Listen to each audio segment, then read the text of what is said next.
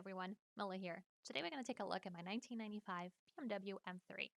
Originally with an S50 and a black Vader interior, the car has changed quite a bit since the day I got it home.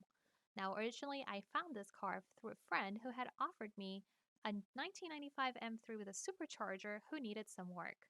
Now what he meant by work, unfortunately the head had blown and the work was kind of left aside.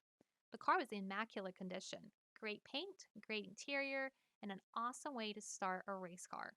I had been working with my E36 M3 to track it, but decided that the car, it was too much for me to walk away from if anything had happened.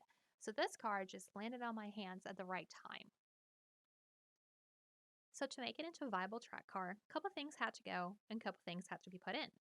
One of the first things to go, of course, is the interior, but they've been replaced by an OMP steering wheel, a Momo seat, and a couple other goodies that we still have to install.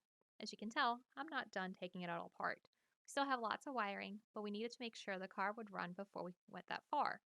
And now we're aware that everything is there and we can start gutting all the wiring harness from it. Car which should lose quite a bit of weight once we do that. With the wiring, of course, you also have to be careful with your battery. And here we have a nice tie down from Beamer World. The cage was done by Chris Leone in Orlando, Florida. So what did we end up doing with the engine? That's everybody's first question. So we kept the S50 bottom end, but we modified it with an M54 rotating assembly. The car still has S50 cams and an OBD1 valve cover as well as everything else that goes with it. Still has an OBD1 intake, a 3.5-inch throttle body, a 3.5-inch MAF, as well as this nice box from Beamer World that they used to have on their Grand Am cars. As far as suspension, we have our nice Rogue Engineering strut bar and some BC Racing coilovers.